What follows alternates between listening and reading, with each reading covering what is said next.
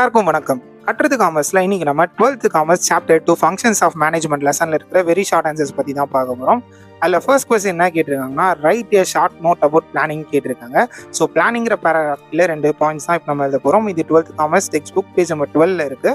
So first point என்ன அப்படின்னா, planning is the primary function of management. ஒரு மேனேஜ்மெண்ட்டோட பேசிக் ஃபர்ஸ்ட் ஃபங்க்ஷனே என்னன்னு கேட்டிங்கன்னா பிளானிங் தான். எந்த ஒரு விஷயத்தையும் பிளான் பண்ணாம பண்ணா இப்படித்தான் பிளான் பண்ணி பண்ணணும். ஓகே. ரெண்டாவது point, nothing can be perform without planning. Plan பண்ணாமல் நம்ம எந்த ஒரு செயலுமே தொடங்க முடியாது. இதுக்கு ஒரு எக்ஸாம்பிள் எழுதணும் அப்படின்னா, writing a book starts with planning. ஒரு புக் எழுதணும் அப்படின்னா கூட பக்காவாக அதை பிளான் பண்ணிட்டு அது நெக்ஸ்ட் தான் நம்ம அதை எழுத ஸ்டார்ட் பண்ணுவோம். நெக்ஸ்ட் இப்போ ரெண்டாவது கொஸ்டின் பார்க்கலாம். What is meant by motivation? அதுக்கான ஃபர்ஸ்ட் பாயிண்ட் என்ன அப்படின்னா, the goals are achieve with help of motivation. ஒரு மோட்டிவேஷன் இருந்தால் தான் நம்மளோட கோலை வந்து நம்ம சீக்கிரமாக கரெக்டாக அடைய முடியும். ரெண்டாவது பாயிண்ட் என்ன சொல்லியிருக்காங்கன்னா, motivation includes the increasing the speed of performance of your work and developing a willingness and a part of the workers. So motivate பண்ணுறதுனால நம்மளோட பெர்ஃபார்மன்ஸ் இன்னும் கொஞ்சம் ஸ்பீடாக நடக்குது. அண்ட் ஆல்சோ நம்மளோட கிட்ட ஒர்க் பண்ணுற எம்ப்ளாயிஸ் எல்லாமே பார்த்தீங்கன்னா வில்லிங்னஸோட வந்து ஒர்க் பண்ணுறாங்கன்னு சொல்கிறாங்க. இந்த மோட்டிவேஷன் யார் பண்ணுறாங்கன்னு கேட்டிங்கன்னா, this is done by a resourceful leader. ஒரு பொறுப்பான லீடர் தான் வந்து கரெக்டாக மோட்டிவேட் பண்ணுவாங்க.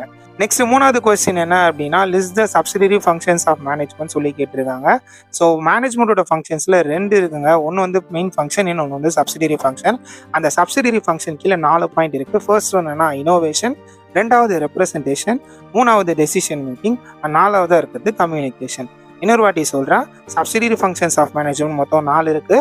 ஃபர்ஸ்ட் ஒன் இனோவேஷன், ரெண்டாவது ரெப்ரசன்டேஷன், மூணாவது டெசிஷன் மேக்கிங், நாலாவது communication.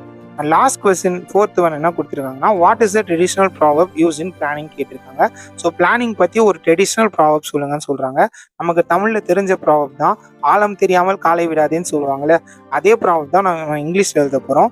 Think before you act or look before you leap. These are the traditional proverbs related to planning சொல்லிட்டு இந்த கொஸ்டினை நீங்கள் முடிச்சிடலாம். ஸோ இந்த வீடியோவில் நம்ம 12th காமர்ஸ் சாப்டர் 2ல இருக்கிற வெரி ஷார்ட் ஆன்சர்ஸ் பற்றி பார்த்தோம்.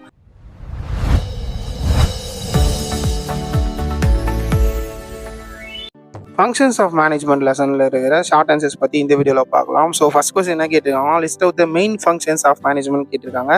இதுக்கான ஆன்சர் வந்து பேஜ் நம்பர் 12ல இருக்குங்க. ஸோ இதுக்கு ஒரு ஷார்ட்கட் கூட போட்டுலாம். அது என்ன அப்படின்னா, POS DMC². ஸோ POSல P என்ன அப்படின்னா பிளானிங் பாயிண்ட் தான். ஸோ மேனேஜ்மெண்ட்டோட ஃபஸ்ட்டு ப்ரைமரி ஃபங்க்ஷன் என்னன்னா பிளான் பண்ணுறது தான். ஸோ அடுத்து வந்து O என்னன்னா ஆர்கனைஸ் பண்ணும். வெறும் பிளான் பண்ணிட்டு அப்படியே விட்டுறக்கூடாது. அது என்ன பண்ணுவோம்னா நெக்ஸ்ட் லெவல் ஆர்கனைஸ் பண்ணும். சரியான ஆட்களை சரியான வேலையில் உட்கார வைக்கணும். அது பேர் வந்து ஸ்டாஃபிங்னு சொல்லுவாங்க. நெக்ஸ்ட் DM என்ன அப்படின்னா டைரக்டிங் மோட்டிவேஷன். ஸோ எந்த ஒரு ஆர்கனைசேஷனாக இருந்தாலும் அவங்க வந்து சரியான டைரெக்ஷனில் தான் போகணும். நெக்ஸ்ட் வந்து தேவைப்படுற நேரத்தில் மோட்டிவேஷன் கிடைக்கணும். லாஸ்ட் இருக்கிற 2 C என்ன அப்படின்னா கண்ட்ரோலிங், கோஆர்டினேஷன். ஸோ இது எல்லாமே நம்ம வந்து மெயின் ஃபங்க்ஷன்ஸ் ஆஃப் மேனேஜ்மெண்ட் சொல்கிறாங்க. இன்னொரு வாட்டி சொல்கிறேன், POS DMC², planning, organising, staffing, directing, motivation, controlling and coordination. Second short answer என்ன அப்படின்னா, state the importance of staffing அப்படின்னு சொல்லியிருக்காங்க. இதுவும் வந்து பேஜ் நம்பர் 12ல தான் இருக்குது. ஸ்டாஃபிங் அப்படின்னாலே என்னன்னா, it comprises of an activities of selection and placement and competent பர்சனல்னா எம்ப்ளாயிஸ்ன்னு சொல்லுவாங்க. ஸோ சரியான ஆளை எடுக்கிற அந்த ப்ராசஸ் பேர் தான் வந்து ஸ்டாஃபிங்னு சொல்கிறாங்க. In other words, staffing refers to the placement of right persons in the right job. So இதுக்கு ஒரு எக்ஸாம்பிள் சொல்லணும்னா, ரஹ்மான் கிட்ட அவங்க அப்பா போய் நீ பெரிய பேட்ஸ்மேன் ஆகணும்னு சொல்லியிருந்தாலோ, இல்லை சச்சின் டெண்டுல்கர் கிட்ட அவங்க அப்பா போய் நீ பெரிய மியூசிக் டைரக்டர் ஆகணும்னு சொல்லியிருந்தாலோ என்ன இருக்கும் யோசிச்சுப்பாரு. Staffing includes selection of right persons. சரியான ஆளுங்களை எடுக்கிறது மட்டும் இல்லை, அதுக்கப்புறமா training to the needy persons. Training வேணுமா அவங்களுக்கு ட்ரைனிங் கொடுக்கணும். அப்புறம் வந்து நல்லா பண்ணுறவங்களுக்கு வந்து ப்ரொமோஷன் கொடுக்கறதா இருக்கட்டும். நெக்ஸ்ட் வந்து வயசானவங்க வந்து ரிட்டையர் ஆகிறதா இருக்கட்டும். அதுக்கப்புறம் வந்துட்டு நல்லா பண்ணுறவங்களுக்கு பெர்ஃபார்மன்ஸ் அப்ரைசல் கொடுக்கறது, ரெமுனரேஷன் ஃபிக்ஸ் பண்ணுறது, எல்லாமே வந்து பார்த்தீங்கன்னா ஸ்டாஃபிங்கோட ப்ராசஸ் கீழே தான் வருது. இதை தாண்டி கடைசியில் ஒரு விஷயம் சொல்கிறாங்க, success of any enterprise depends upon the successful performance of staffing function. ஒரு சக்ஸஸ்ஃபுல் ஸ்டாஃபிங் டீம் எடுத்துட்டாங்க அப்படின்னாலே அவங்க என்டர்பிரைஸ் வந்து ஈஸியாக சக்ஸஸ் ஆகிடும். நெக்ஸ்ட் தேர்ட் கொஸ்டின் என்னன்னா, how the employees are informed about the important matters இந்த கம்பெனி கேட்டிருக்காங்க. இதுக்கான ஆன்சர் வந்து பேஜ் நம்பர் 13ல இருக்குங்க. ஸோ நமக்கு வந்துட்டு இம்பார்ட்டன்ட் மேட்டர்ஸ் வந்து எப்படி தெரிய வரும்னு கேட்குறாங்க கம்பெனியில். ஃபர்ஸ்ட் பேசிக்காக வந்து சர்க்குலர் அனுப்புவாங்க. நெக்ஸ்ட் வந்து இன்ஸ்ட்ரக்ஷன் மேனுவல் கொடுப்பாங்க. சில இடங்களில் நியூஸ் லெட்டர்ஸ் மூலியமாக இன்ஃபார்ம் பண்ணுவாங்க. பேசிக்காக நிறைய இடத்துல என்ன பண்ணுவாங்கன்னா நோட்டீஸ் போர்டில் ஓட்டிடுவாங்க. சில இடத்துல வந்து மீட்டிங் கண்டக்ட் பண்ணி ஒரு விஷயத்த தெரிவிப்பாங்க.